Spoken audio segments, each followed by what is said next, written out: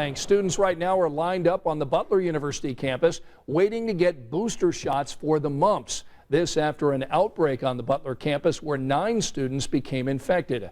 Juli Howerton is the Director of Health Services at Butler. Julie, thanks for joining us today. Hi, Scott. Thanks for the call.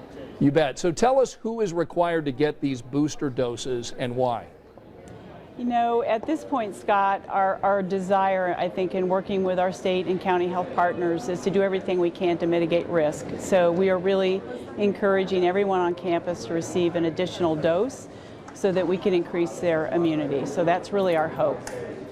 Now, I understand that that there are requirements for people born prior to 1957 and after 1957. Can you help sort that out for our viewers? You know, I continue to just suggest that this is a very dynamic situation and it's handled kind of on a case-by-case basis depending on the number of cases that we're seeing. So we may continue to see those requirements change.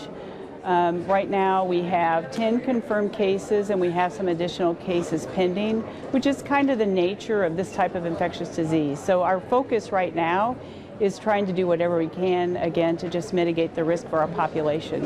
Okay, so it looks as though you've got a lot of people out there lined up. What kind Yes. of information, medical information, do they need to bring when they come to get that booster shot? Right. So we have a lot of records on our students. Butler has had a long-standing requirement for our students. They're well vaccinated. The challenge is that we know that this virus at college campuses are seeing doesn't really care right now. So even our students that are well immunized, and we're seeing this across the country, Ohio State, Iowa, Kansas, IU, unfortunately now, and Kentucky, we're all having the same challenge, whether our students are well immunized or not.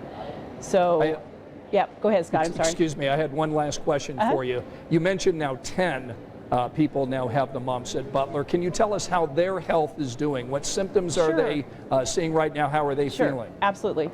You know, the good news about vaccines, there's lots and lots of good news about vaccines, but we know that our students that are well vaccinated, we think, are having a little milder case of the infection. We are working very quickly to isolate those students and contain the infection. If we can send them home, that's what we're doing so that they can rest and recover. And all those students are doing very well. And some of those early cases, those students have already turned to campus.